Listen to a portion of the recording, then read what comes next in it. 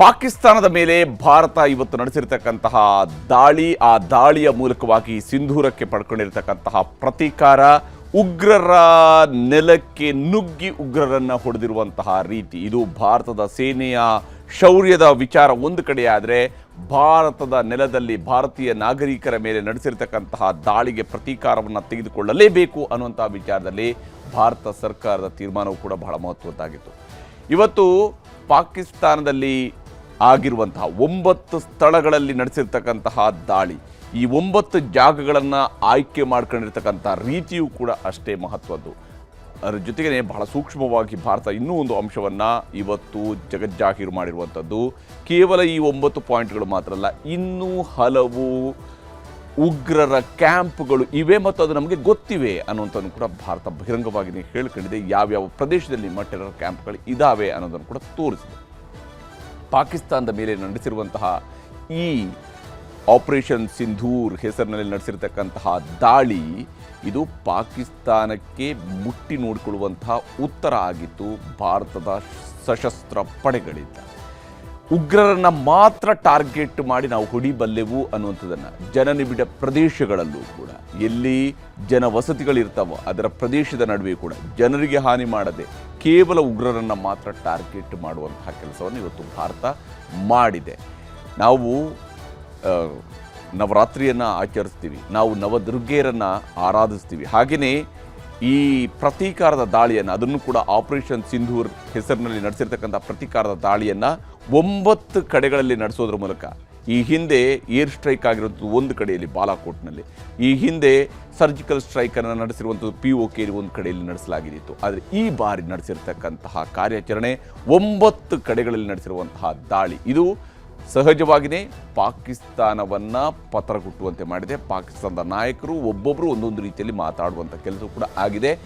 ಎಲ್ಲಿವರೆಗೆ ಬಂದು ನಿಂತಿದ್ದಾರೆ ಅಂತ ಹೇಳಿದರೆ, ಪಾಕಿಸ್ತಾನದ ರಕ್ಷಣಾ ಮಂತ್ರಿ ಹೇಳ್ತಾ ಇರೋದ್ರ ಪ್ರಕಾರವಾಗಿ ಭಾರತ ಇನ್ನು ಮುಂದೆ ದಾಳಿಯನ್ನು ನಡೆಸದೇ ಹೋದರೆ ನಾವು ಯಾವುದೇ ದಾಳಿ ಮಾಡೋಕ್ಕೂ ಹೋಗೋದಿಲ್ಲ, ಇದನ್ನು ಇಲ್ಲಿಗೆ ನಿಲ್ಲಿಸೋಣ ಅನ್ನುವಂತಹ ಧಾಟಿಯಲ್ಲಿ ಮಾತನಾಡ್ತದೆ. ಅಷ್ಟರ ಮಟ್ಟಿಗೆ ಪಾಕಿಸ್ತಾನದ ರಕ್ಷಣಾ ಸಚಿವರಿಗೂ ಕೂಡ ಹೆದರಿಕೆ ಶುರುವಾಗಿರುವುದು ಸ್ಪಷ್ಟ ಇದೆ. ಭಾರತ ಪಾಕಿಸ್ತಾನದ ವಾಯು ಪ್ರದೇಶದ ಒಳಗಡೆ ನುಗ್ಗಿ, ಪಾಕಿಸ್ತಾನದ ಒಳಗಡೆ ನುಗ್ಗಿ ಪಾಕಿಸ್ತಾನದ ಮೇಲೆ ದಾಳಿಯನ್ನು ನಡೆಸುವುದರಲ್ಲಿ ಯಶಸ್ವಿಯಾಗಿರುವಂಥದ್ದು ಅತ್ಯಂತ ಮಹತ್ವದ ಬೆಳವಣಿಗೆ ಆಗಿದೆ. ಅದರ ಬಗ್ಗೆ ವಿಸ್ತೃತವಾದಂಥ ವರದಿಯನ್ನು ನಿಮಗೆ ತೋರಿಸ್ತೀನಿ. ಹಾಗೆಯೇ ಮುಂದೇನು, ಯಾವ ಸ್ವರೂಪದಲ್ಲಿ, ಇಲ್ಲಿಗೆ ನಿಂತು ಹೋಯ್ತಾ ಅನ್ನುವಂಥ ಪ್ರಶ್ನೆ ಇದೆ. ಮುಂದೆ ಏನು ಅನ್ನೋದನ್ನು ಕೂಡ ಇವತ್ತಿನ ಪಂಚಾಯತಿಯಲ್ಲಿ ನಾನು ನಿಮಗೆ ವಿವರಿಸ್ತೀನಿ. ಮೊದಲಿಗೆ ಒಂದು ವಿವರವಾದಂತಹ ವರದಿಯನ್ನು ತೋರಿಸ್ತೀನಿ. ಯಾವ ರೀತಿಯಾದಂತಹ ದಾಳಿಯನ್ನು ನಡೆಸಲಾಗಿದೆ, ಯಾವ ಸ್ವರೂಪದಲ್ಲಿ ಪಾಕಿಸ್ತಾನದ ನೆಲದಲ್ಲೇ ನುಗ್ಗಿ ಹೊಡೆಯುವಂತಹ ಕೆಲಸವನ್ನು, ಆ ಮೂಲಕವಾಗಿ ಉಗ್ರರ ವಿರುದ್ಧದ ಕಾರ್ಯಾಚರಣೆಯನ್ನು ನಾವು ಮಾಡ್ತೀವಿ.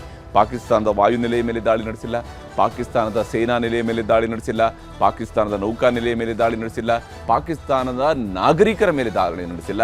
ಆದರೆ ಯಾವ ಮಸೀದಿಗಳನ್ನು ಅವರು ತಮ್ಮ ಉಗ್ರರ ಅಡಗುದಾಣಗಳನ್ನಾಗಿ ಮಾಡಿಕೊಂಡ್ರು, ಧರ್ಮದ ಹೆಸರನ್ನೇ ಬಳಕೆ ಮಾಡಿಕೊಂಡು ಅದನ್ನು ದುರ್ಬಳಕೆ ಮಾಡಿಕೊಂಡು ಹೇಗೆ ಧರ್ಮದ ಅಫೀಮನ್ನು ತುಂಬುವಂತಹ ಕೆಲಸವನ್ನು ಫ್ಯಾಕ್ಟ್ರಿಯ ರೀತಿಯಲ್ಲಿ ಮಾಡಿಕೊಂಡಿದ್ರು, ಅವುಗಳನ್ನು ಇವತ್ತು ಉಡಾಯಿಸಲಾಗಿದೆ, ಅವುಗಳನ್ನು ಒಡೆದು ಹಾಕಲಾಗಿದೆ, ನೆಲಸಮ ಮಾಡಲಾಗಿದೆ. ಅದನ್ನು ವರದಿ ನಿಮಗೆ ಮೊದಲು ತೋರಿಸಿದೆ.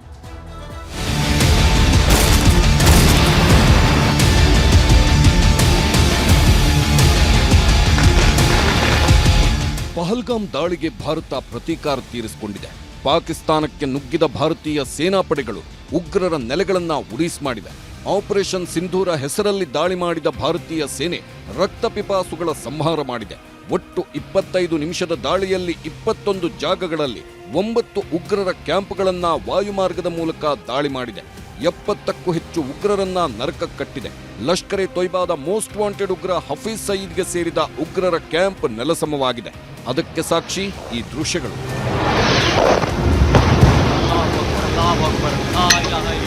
ಇದೊಂದು ದಿನಕ್ಕಾಗಿ, ಇದೊಂದು ಕ್ಷಣಕ್ಕಾಗಿ ಶತಕೋಟಿ ಭಾರತೀಯರು ಕಾದು ಕೂತಿದ್ರು. ಪಾಕ್ ಉಗ್ರರ ಸಂಹಾರ ಯಾವಾಗ, ಪಾಪಿ ರಾಷ್ಟ್ರದ ನಿರ್ನಾಮ ಯಾವಾಗ ಅನ್ನೋ ಆಕ್ರೋಶದ ಜ್ವಾಲೆ ಧಗಧಗಿಸ್ತಿತ್ತು. ಅದಕ್ಕೆಲ್ಲ ಈಗ ಉತ್ತರ ಸಿಕ್ಕಿದೆ. ನಮ್ಮ ವೀರ ಯೋಧರ ರಣವೀಳ್ಯಕ್ಕೆ ಉಗ್ರದೇಶ ಅಕ್ಷರಶಃ ನಲುಗಿ ಹೋಗಿದೆ. ಮಧ್ಯರಾತ್ರಿ ಶುರುವಾದ ಆಪರೇಷನ್ ಸಿಂಧೂರ ಪಾಕ್ ಸೈತಾನರ ಸಂತಾನವನ್ನೇ ಸಂಹಾರ ಮಾಡಿದೆ.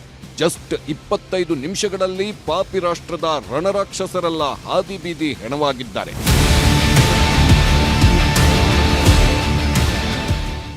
ಭಾರತದಲ್ಲಿ ನರಮೇಧ ಸೃಷ್ಟಿಸಿದ್ದ ಪಾಕ್ ಉಗ್ರರು ತಣ್ಣಗೆ ಮಲಗಿದ್ರು. ಭಾರತ ಏರ್ ಸ್ಟ್ರೈಕ್ ಮಾಡುತ್ತೆ, ಪಾಕ್ ನೆಲಕ್ಕೆ ನುಗ್ಗಿ ಹೊಡೆಯುತ್ತೆ ಅಂತ ಕನಸು ಮನಸ್ಸಲ್ಲೂ ಊಹಿಸಿರಲಿಲ್ಲ. ಪಾಕಿಸ್ತಾನದ 9 ಕಡೆಗಳಲ್ಲಿ ಉಗ್ರರ ಸಂತಾನ ಗಾಢ ನಿದ್ದೆಗೆ ಜಾರಿದ್ದನ್ನ ಭಾರತ ಪತ್ತೆ ಮಾಡಿತ್ತು. ಮೊದಲೇ ರಣವ್ಯೂಹ ರೆಡಿ ಮಾಡಿದ್ದ ಸೇನಾಪಡೆ ಏಕಾಏಕಿ ರಫೇಲ್ ಜೆಟ್ಗಳನ್ನ ಶತ್ರು ದೇಶದ ಒಳಗೆ ನುಗ್ಗಿಸಿತು. ಜಸ್ಟ್ 25 ನಿಮಿಷಗಳಲ್ಲಿ ಪರಮಪಾಪಿಗಳ ಬುಡವನ್ನೇ ಭಾರತೀಯ ವಾಯುಸೇನೆ ಅಲುಗಾಡಿಸಿ ಬಂದಿದೆ. सब सोए थे, आवाज़ आई, क्या हो गया? हमने सोचा क्या पता शायद मस्जिद में कोई हादसा हो गया। आग जी निकली, थोड़े से हम बाहर आए, फिर दोबारा धमाका होया, मकान पूरा हिल गया। फिर मुड़ के सारे डर गए। फिर हमने मकान वगैरह खाली किया, बच्चे वगैरह साथ लिए, लेके हम निकल गए ऊपर। 9 ಉಗ್ರರ ನೆಲೆ, 70 ಉಗ್ರರ ಸರ್ವನಾಶ. ಭಾರತದ ಸೇನಾಪಡೆ ಪಕ್ಕಾ ತಯಾರಿ ಮಾಡಿಕೊಂಡೇ ದಾಳಿ ಮಾಡಿದೆ. ಯಾಕಂದ್ರೆ ಒಂದಲ್ಲ ಎರಡಲ್ಲ ಉಗ್ರರು ಅಡಗಿದ್ದ 9 ನೆಲೆಗಳನ್ನ ಸರ್ವನಾಶ ಮಾಡಲಾಗಿದೆ. ಹಾಗಾದ್ರೆ ಯಾವ್ಯಾವ ಜಾಗದಲ್ಲಿ ದಾಳಿ ಮಾಡಲಾಗಿದೆ ಅಂತ ನೋಡೋದಾದ್ರೆ, ಟಾರ್ಗೆಟ್ ನಂಬರ್ 1 ಕೋಟ್ಲಿಯ ಅಬ್ಬಾಸ್ ಕ್ಯಾಂಪ್. ಇಲ್ಲೂ ಕೂಡ ಲಷ್ಕರ್ ಎ ತೊಯ್ಬಾದ ತರಬೇತಿ ಕೇಂದ್ರ ತೆರೆಯಲಾಗಿದ್ದು, ಪಿಒಕೆಯಲ್ಲಿ ಕೂತ್ಕೊಂಡು ಭಾರತದ ವಿರುದ್ಧ ಸಂಚು ರೂಪಿಸುತ್ತಿದ್ರು. ಎಲ್ಒಸಿಯಿಂದ ಜಸ್ಟ್ 13 ಕಿಲೋಮೀಟರ್ ದೂರದಲ್ಲಿದ್ದ ಉಗ್ರರ ತಾಣವನ್ನ ಛಿದ್ರ ಮಾಡಲಾಗಿದೆ. ಟಾರ್ಗೆಟ್ ನಂಬರ್ 2 ಕೋಟ್ಲಿಯ ಗುಲ್ಪುರ್ ಕ್ಯಾಂಪ್. ಇಲ್ಲಿಯೂ ಲಷ್ಕರ್ ಎ ತೊಯ್ಬಾ ತರಬೇತಿ ಕೇಂದ್ರ ತೆರೆದು ಉಗ್ರರನ್ನ ಟ್ರೈನ್ ಅಪ್ ಮಾಡುತ್ತಿತ್ತು. ಪಿಒಕೆಯಲ್ಲಿದ್ದ ಉಗ್ರರ ಅಡಗುತಾಣ ಎಲ್ಒಸಿಯಿಂದ ಜಸ್ಟ್ 30 ಕಿಲೋಮೀಟರ್ ಅಂತರದಲ್ಲಿತ್ತು. ಇದನ್ನೀಗ ಸರ್ವನಾಶ ಮಾಡಲಾಗಿದೆ. ಇನ್ನು ಟಾರ್ಗೆಟ್ ನಂಬರ್ 3 ಮುಜಾಫರಾಬಾದ್ನಲ್ಲಿರೋ ಮತ್ತೊಂದು ಉಗ್ರರ ಕ್ಯಾಂಪ್. ಸೈದ್ನಾ ಬಿಲಾಲ್ ಕ್ಯಾಂಪ್ನಲ್ಲೇ ಜೈಷ್ ಎ ಮೊಹಮ್ಮದ್ ಉಗ್ರರು ಅಡಗಿ ಕೂತಿದ್ದು.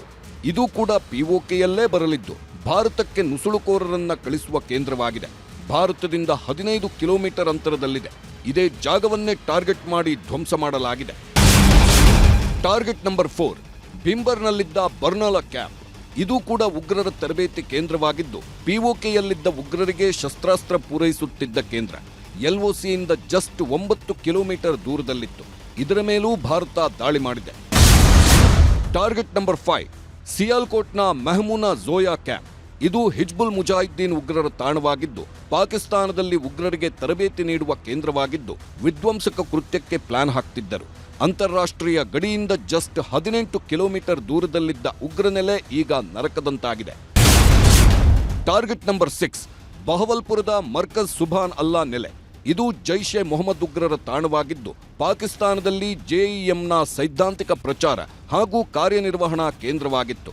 ಅಂತಾರಾಷ್ಟ್ರೀಯ ಗಡಿಯಿಂದ 100 ಕಿಲೋಮೀಟರ್ ದೂರದಲ್ಲಿದ್ದ ಈ ಉಗ್ರರ ನೆಲೆಯನ್ನು ನಿರ್ನಾಮ ಮಾಡಲಾಗಿದೆ. ಟಾರ್ಗೆಟ್ ನಂಬರ್ 7 ಮುರಿಡ್ಕೆಯ ಮರ್ಕಜ್ ತೈಬಾ ನೆಲೆ. ಇದು ಲಷ್ಕರ್ ಎ ತೊಯ್ಬಾ ಉಗ್ರರ ಕೇಂದ್ರ ತಾಣವಾಗಿತ್ತು. ಇಲ್ಲಿ ಉಗ್ರರನ್ನ ತರಬೇತಿಗೊಳಿಸಿ ಬ್ರೈನ್ ವಾಶ್ ಮಾಡಿ ಶಸ್ತ್ರಾಸ್ತ್ರಗಳನ್ನು ಕೊಟ್ಟು ದಾಳಿ ನಡೆಸುವುದರ ಬಗ್ಗೆ ತಂತ್ರಗಾರಿಕೆಗಳನ್ನ ಹೇಳಿಕೊಡಲಾಗುತ್ತಿತ್ತು. ಅಂತಾರಾಷ್ಟ್ರೀಯ ಗಡಿಯಿಂದ 100 ಕಿಲೋಮೀಟರ್ ದೂರದಲ್ಲಿದ್ದ ಈ ಉಗ್ರರ ನೆಲೆಯ ಮೇಲೆ ದಾಳಿ ನಡೆಸಿ ನೆಲಸಮ ಮಾಡಲಾಗಿದೆ. ಟಾರ್ಗೆಟ್ ನಂಬರ್ 8 ಸಿಯಾಲ್ಕೋಟ್ನ ಸರ್ಜಲ್ ಕ್ಯಾಂಪ್. ಇಲ್ಲಿ ಜೈಷ್ ಎ ಮೊಹಮ್ಮದ್ ಉಗ್ರರು ಬೀಡು ಬಿಟ್ಟಿದ್ದು, ಇದು ಹೊಸ ಉಗ್ರರ ನೇಮಕಾತಿ ಕೇಂದ್ರವಾಗಿದೆ. ಅಂತಾರಾಷ್ಟ್ರೀಯ ಗಡಿಯಿಂದ 6 ಕಿಲೋಮೀಟರ್ ದೂರದಲ್ಲಿದ್ದ ಉಗ್ರ ನೆಲೆ ಈಗ ಸರ್ವನಾಶವಾಗಿದೆ. ಕೊನೆಯ ದಾಳಿ ಮಾಡಿದ್ದು ಮುಜಾಫರಾಬಾದ್ನ ಸವಾಯಿ ನಾಲಾ ಕ್ಯಾಂಪ್ ಮೇಲೆ. ಇದೊಂಥರ ಉಗ್ರರನ್ನ ರೆಡಿ ಮಾಡೋ ರಣರಾಕ್ಷಸ ಸ್ಥಳ. ಇಲ್ಲಿಯೇ ತರಬೇತಿ ಕೇಂದ್ರ ತೆರೆದಿದ್ದ ಲಷ್ಕರ್ ಎ ತೊಯ್ಬಾ ಉಗ್ರ ಸಂಘಟನೆ ಭಾರತದ ಮೇಲೆ ನಿರಂತರ ಹುನ್ನಾರ ಮಾಡುತ್ತಿತ್ತು. ಎಲ್ಒಸಿಯಿಂದ ಜಸ್ಟ್ 30 ಕಿಲೋಮೀಟರ್ ದೂರದಲ್ಲಿರೋ ಪಿಒಕೆಯಲ್ಲೇ ಈ ಉಗ್ರರ ತಾಣವಿದ್ದು, ಇದನ್ನೀಗ ಸರ್ವನಾಶ ಮಾಡಲಾಗಿದೆ. ಪಾಕಿಸ್ತಾನಕ್ಕೆ ನುಗ್ಗಿ 70 ಉಗ್ರರ ಹೆಣ ಉರುಳಿಸಿ ಬಂದಿದ್ದಾರೆ ಭಾರತೀಯ ವೀರರು. ಪಾಕಿಸ್ತಾನದಲ್ಲಿ ಶತ್ರು ಸಂಹಾರ ಯಾಗ. ಪಾಕ್ ಉಗ್ರ ಸಂಹಾರ ಮಾಡಿ ಬಂದವರಲ್ಲಿ ಭಾರತೀಯ ನಾರಿ ಶಕ್ತಿಯ ಪಾತ್ರವೂ ಇತ್ತು. ಮಹಿಳೆಯ ಎದುರು ಗಂಡಸರನ್ನ ಗುಂಡಿಟ್ಟು ಕೊಂದಿದ್ದ ಉಗ್ರರಿಗೆ ಭಾರತ ನಾರಿಯರ ಕೈಯಲ್ಲೇ ಉತ್ತರಾನು ಕೊಡಿಸಿತು. ವಿಂಗ್ ಕಮಾಂಡರ್ ವ್ಯೋಮಿಕಾ ಸಿಂಗ್ ಹಾಗೂ lieutenant colonel Sofiya Qureshi operation ಸಿಂಧೂರದ ಇಂಚಿಂಚು ಮಾಹಿತಿ ಬಿಚ್ಚಿಟ್ರು. Operation Sindoor was launched by Indian Armed Forces to deliver justice to the victims of Pahalgam terror attack and their families. 9 terrorist camps were targeted and successfully destroyed. Over the last 3 decades, Pakistan has systematically built terror infrastructure. Operation Sindoor 22 अप्रैल को पहलगाम में हुए विभत्स आतंकवादी हमले के शिकार मासूम नागरिकों व उनके परिवारों को न्याय देने के लिए लॉन्च किया गया था। इस कार्रवाई में 9 टेररिस्ट कैंप्स को टारगेट किया गया और पूरी तरह से इसे बर्बाद किया गया। ಮಧ್ಯರಾತ್ರಿ 1 ಗಂಟೆ 5 ನಿಮಿಷಕ್ಕೆ ಮೊದಲ ದಾಳಿ ಶುರು ಮಾಡಿದ ಭಾರತೀಯ ಸೇನೆ ಮಧ್ಯರಾತ್ರಿ 1 ಗಂಟೆ 30 ನಿಮಿಷಕ್ಕೆ ರಣಬೇಟೆ ಮುಗಿಸಿ ವಾಪಸ್ ಭಾರತಕ್ಕೆ ಬಂತು. ಇದಾದ ಮೇಲೆ ಹೊರಬಂದ ಸ್ಫೋಟಕ ಮಾಹಿತಿ ಅಂದ್ರೆ ಉಗ್ರ ಮಸೂದ್ ಕುಟುಂಬವೇ ಖಲಾಸ್ ಆಗಿದೆ ಅನ್ನೋದು. ಆಪರೇಷನ್ ಸಿಂಧೂರ ದಾಳಿಯಲ್ಲಿ ಉಗ್ರ ಮಸೂದ್ ಅಜರ್ ಇಡೀ ಕುಟುಂಬವೇ ಹೆಣವಾಗಿದೆ. ಮಸೂದ್ ಅಜರ್ನ ಮಗಳು ಮತ್ತು ಅಳಿಯ ಮಾವ ಎಲ್ಲರೂ ಹೆಣವಾಗಿದ್ದಾರೆ. ಬಹವಲ್ಪುರದ ಮರ್ಕಜ್ ಸುಬಾನಲ್ಲಾ ಮೇಲೆ ನಡೆದ ದಾಳಿಯಲ್ಲಿ ಜೆಇಎಂ ಮುಖ್ಯಸ್ಥ ಮಸೂದ್ ಅಜರ್ ಬದುಕುಳಿದಿದ್ದು ಆತನ ಇಡೀ ಕುಟುಂಬ ಸರ್ವನಾಶವಾಗಿದೆ. हमारे पड़ोसी हैं वकील साहब सफ़ीर वान साहब, ये ज़ख्मी हुए, इनकी बच्ची ज़ख्मी हुई है। इनको बेचारे ये गए रात को CM बड़े मुश्किल से पहुँचे, ये भी ज़ख्मी थे। ಪಾಕಿಸ್ತಾನದಲ್ಲಿ ಇಡೀ ಕುಟುಂಬವನ್ನೇ ಕಳ್ಕೊಂಡ ಜೆಇಎಂ ಮುಖ್ಯಸ್ಥ ಮಸೂದ್ ಅಜರ್ ಸಾಮಾನ್ಯದವನಲ್ಲ. ಈತ ಮೋಸ್ಟ್ ವಾಂಟೆಡ್ ಉಗ್ರ ನಾಯಕ. ಈತನ ಕುಟುಂಬನೂ ಇಸ್ಲಾಂ ಧರ್ಮದ ಹೆಸರಲ್ಲಿ ಉಗ್ರವಾದದ ವಿಷಬೀಜ ಬಿತ್ತೋದ್ರಲ್ಲಿ ಎತ್ತಿದ ಕೈಗಳಾಗಿದ್ರು. ಧರ್ಮದ ಹೆಸರಲ್ಲಿ ಭಾರತದ ಮೇಲೆ ಈತ ನಡೆಸಿದ್ದು ಘೋರಾತಿ ಘೋರ ಘಟನೆಗಳು. 1995 6 ವಿದೇಶಿಗರನ್ನ ಅಪಹರಿಸಿ ಹತ್ಯೆ ಮಾಡಿ ಉಗ್ರ ನಾಯಕನಾದ. 1999 ಕಂದಹಾರ್ ವಿಮಾನ ಅಪಹರಣದ ರೂವಾರಿಯೂ ಈತನೇ. 2000 ಶ್ರೀನಗರದ ಸೇನಾ ಪ್ರಧಾನ ಕಚೇರಿ ಮೇಲೆ ಅಟ್ಯಾಕ್ ಮಾಡಿಸಿದ್ದ. 2001 ಜಮ್ಮು ಕಾಶ್ಮೀರ ವಿಧಾನಸಭೆ ಮೇಲೆ ದಾಳಿಗೆ ಸ್ಕೆಚ್ ಈತನದ್ದೇ. 2001 ಭಾರತೀಯ ಸಂಸತ್ತಿನ ಮೇಲೆ ನಡೆದ ದಾಳಿಯ ರೂವಾರಿನೂ ಈತನೇ. 2016 ಪಠಾಣ್ಕೋಟ್ ವಾಯುನೆಲೆ ದಾಳಿಯ ಮಾಸ್ಟರ್ ಮೈಂಡ್. 2016 ಉರಿ ದಾಳಿಗೂ ಮಸೂದ್ ಅಜರ್ನದ್ದೇ ಬ್ಲೂ ಪ್ರಿಂಟ್. 2019 ಪುಲ್ವಾಮಾ ಆತ್ಮಹತ್ಯಾ ದಾಳಿ ಸ್ಕೆಚ್ ಕೂಡ ಈತನದ್ದೇ. 2019 ಜಾಗತಿಕ ಭಯೋತ್ಪಾದಕ ಅಂತ ವಿಶ್ವಸಂಸ್ಥೆ ಘೋಷಣೆ. 2025 ಪಹಲ್ಗಾಮ್ ದಾಳಿಗೂ ಪ್ಲಾನ್ ಮಾಡಿದ್ದ ನರರಾಕ್ಷಸ. ಇಂಥ ಅತಿ ದೊಡ್ಡ ಉಗ್ರ ನಾಯಕನನ್ನ ಭಾರತೀಯ ಸೇನೆ ಏಕಾಂಗಿ ಮಾಡಿದ್ದು ಈತನ ಇಡೀ ಕುಟುಂಬವನ್ನೇ ಸರ್ವನಾಶ ಮಾಡಿ ಬಂದಿದೆ. ಆದ್ರೆ ಹೆಂಡತಿ ಮಕ್ಕಳು ಕುಟುಂಬದವರನ್ನ ಮನೆಯಲ್ಲಿ ಬಿಟ್ಟು ಮಸೂದ್ ಅಜ್ಞಾತ ಸ್ಥಳದಲ್ಲಿದ್ದ. ಹೀಗಾಗಿ ಬದುಕುಳಿದಿದ್ದಾನೆ. ಏನೇ ಹೇಳಿ ಪಾಕಿಸ್ತಾನಕ್ಕೆ ನುಗ್ಗಿ ಹೇಳಿದಂತೆಯೇ 70 ಉಗ್ರರನ್ನ ಸಂಹರಿಸಿ ಬಂದಿದ್ದಾರೆ ನಮ್ಮ ವೀರರು. ಈ ಸಂಭ್ರಮವನ್ನ ರಕ್ಷಣಾ ಸಚಿವ ರಾಜನಾಥ್ ಸಿಂಗ್ ಹಂಚಿಕೊಂಡ್ರು. 3 ಸಲ ಭಾರತ್ ಮಾತಾ ಕಿ ಜೈ ಅಂತ ಹೇಳಿ ಆಮೇಲೆ ಸೇನಾ ಕಾರ್ಯಾಚರಣೆಗೆ ಶಹಬ್ಬಾಸ್ಗಿರಿ ಕೊಟ್ರು. कल रात हमारी भारतीय सेनाओं ने अपने अद्भुत शौर्य और पराक्रम का परिचय देते हुए एक नया इतिहास रच दिया है। साथियों, भारत की सेना ने सटीकता, सतर्कता और संवेदनशीलता के साथ कार्रवाई की है। हमने जो लक्ष्य तय किए थे उन्हें ठीक समय तय योजना के अनुसार सटीकता से उन्होंने ध्वस्त किया है और किसी भी नागरिक ठिकाने, सिविलियन पॉपुलेशन को जरा भी प्रभावित न होने देने की संवेदनशीलता भी हमारी सेना ने दिखाई है। ಹಿಂದೂಸ್ತಾನ ಆಪರೇಷನ್ ಸಿಂಧೂರ ನಡೆಸಿ ಕೈಕಟ್ಟಿ ಕೂತಿಲ್ಲ. ಇಡೀ ಜಗತ್ತಿಗೆ ಪಾಕಿಸ್ತಾನದ ಮೇಲೆ ನಡೆಸಿದ ದಾಳಿಯ ಮಾಹಿತಿಯನ್ನ ರವಾನಿಸಿದೆ. ಯಾರ್ಯಾರು ಭಾರತದ ಬೆನ್ನಿಗಿದ್ರೋ ಅವರಿಗೆಲ್ಲ ಮೆಸೇಜ್ ನೀಡಿದೆ. ಮಧ್ಯರಾತ್ರಿ 1 ಗಂಟೆ 5 ನಿಮಿಷಕ್ಕೆ ಶುರುವಾದ ಪಾಕ್ ಮೇಲಿನ ದಾಳಿ ಜಸ್ಟ್ 25 ನಿಮಿಷದೊಳಗೆ ಮುಗಿಸಿದ್ದನ್ನ ಮಧ್ಯರಾತ್ರಿ 2:05ಕ್ಕೆ ಅಧಿಕೃತವಾಗಿ ಸೇನೆ ಮಾಹಿತಿಯನ್ನ ದೇಶಕ್ಕೆ ರವಾನಿಸಿತು. ಮಧ್ಯರಾತ್ರಿ 2:21ಕ್ಕೆ ಪಿಒಕೆಯ 3 ಕಡೆ ದಾಳಿ ಮಾಡಿರೋದ್ರ ಬಗ್ಗೆ ಪಾಕಿಸ್ತಾನನೂ ದೃಢಪಡಿಸಿತು. ನಂತರ 2:28ಕ್ಕೆ ಭಾರತ ಸರ್ಕಾರದಿಂದ ದಾಳಿಯ ಬಗ್ಗೆ ಅಮೆರಿಕಾಗೆ ಮಾಹಿತಿ ರವಾನೆ ಮಾಡಿದ್ರು. ಮಧ್ಯರಾತ್ರಿ 2:46ರ ಸುಮಾರಿಗೆ ರಕ್ಷಣಾ ಸಚಿವ ರಾಜನಾಥ್ ಸಿಂಗ್ ಭಾರತ್ ಮಾತಾ ಕಿ ಜೈ ಅಂತ ಟ್ವೀಟ್ ಮಾಡಿ ಸಂಭ್ರಮ ಹಂಚಿಕೊಂಡ್ರು. 2:50ಕ್ಕೆ ರಷ್ಯಾ, ಇಂಗ್ಲೆಂಡ್ಗೂ ಭಾರತದ ದಾಳಿ ಬಗ್ಗೆ ಮಾಹಿತಿ ನೀಡಲಾಯಿತು. 2:51ಕ್ಕೆ ಬೆಚ್ಚಿಬಿದ್ದ ಪಾಕಿಸ್ತಾನದ ಸೇನಾ ವಕ್ತಾರ ಹಾಗೂ ಲೆಫ್ಟಿನೆಂಟ್ ಜನರಲ್ ಭಾರತ ದಾಳಿ ಮಾಡಿದೆ ಅಂತ ಕಣ್ಣೀರಿಟ್ರು. ಸರಿಯಾಗಿ 3 ಗಂಟೆ ಸುಮಾರಿಗೆ ಭಾರತ ಮತ್ತು ಪಾಕಿಸ್ತಾನ ಗಡಿಯಲ್ಲಿ ಪಾಕ್ ಮತ್ತು ಭಾರತ ಸೈನಿಕರ ಮಧ್ಯೆ ಗುಂಡಿನ ಚಕಮಕಿಯೂ ನಡೆದಿದೆ.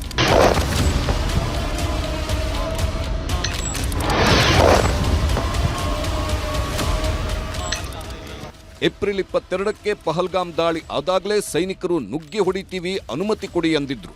ಮೋದಿ ಸರ್ಕಾರನೂ 15 ದಿನ ಪ್ಲಾನ್ ಮಾಡಿ ಉಗ್ರರ ಅಡಗುತಾಣಗಳನ್ನ ಹುಡುಕಿ ಟಾರ್ಗೆಟ್ ಮಾಡಿ ಸೈನಿಕರನ್ನ ಕಳಿಸ್ತು. ಪ್ರಧಾನಿ ನರೇಂದ್ರ ಮೋದಿಯವರೇ ಪಾಕಿಸ್ತಾನಕ್ಕೆ ನುಗ್ಗಿ ಹೊಡೆಯಲು ಆಪರೇಷನ್ ಸಿಂಧೂರ ಅಂತಾನು ಹೆಸರಿಟ್ಟು ಕಳಿಸ್ಕೊಟ್ಟಿದ್ರು. ಅಂದುಕೊಂಡಂತೆ ಪಾಕಿಸ್ತಾನಕ್ಕೆ ನುಗ್ಗಿದ ಸೇನಾಪಡೆ ದೀಪಾವಳಿ ಆಚರಿಸಿ ಸಂಭ್ರಮಿಸಿ ಬಂದಿದೆ. ಆದರೆ ದೀಪಾವಳಿ ಧಮಾಕಾದಿಂದ ಪಾಕಿಸ್ತಾನದಲ್ಲಿ 70 ಹೆಣ ಬಿದ್ದಿದ್ದು ಸೂತಕ ಆವರಿಸಿದೆ.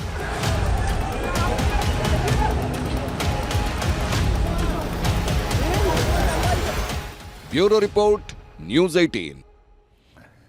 ಹೀಗೆ ಪಾಕಿಸ್ತಾನದ ಮೇಲೆ ನಡೆಸಿರುವಂತಹ ಈ ದಾಳಿಯ ಮೂಲಕವಾಗಿ, ಉಗ್ರರ ತಾಣಗಳ ಮೇಲೆ ನಡೆಸಿರುವಂತಹ ದಾಳಿಯ ಮೂಲಕವಾಗಿ ಪಾಕಿಸ್ತಾನದಲ್ಲಿರುವಂತಹ ಉಗ್ರ ನೆಲೆಗಳನ್ನು ಧ್ವಂಸಗೊಳಿಸುವುದು ಮಾತ್ರ ಅಲ್ಲ, ಇನ್ನು ಮುಂದೆ ಭಾರತದ ಕಡೆಗೆ ತಲೆ ಹಾಕಿ ಮಲಗಬಾರದು. ಭಾರತದಲ್ಲಿ ಈ ರೀತಿಯಾದಂತಹ ಏನು ದಾಳಿಗಳನ್ನು ನಡೆಸಿದರೆ ಭಾರತ ಸುಮ್ಮನಿರುವುದಿಲ್ಲ ಅನ್ನುವಂತಹ ಸಂದೇಶವನ್ನು ಅತ್ಯಂತ ಬಲವಾಗಿ, ಬಲಾಢ್ಯವಾಗಿ, ಸಾಮರ್ಥ್ಯದಿಂದ ಪ್ರದರ್ಶನವನ್ನು ಮಾಡಿಯಾಗಿದೆ. ಆ ಪಾಠವನ್ನು ಕೇಳಿ ಬಂದಿದೆ.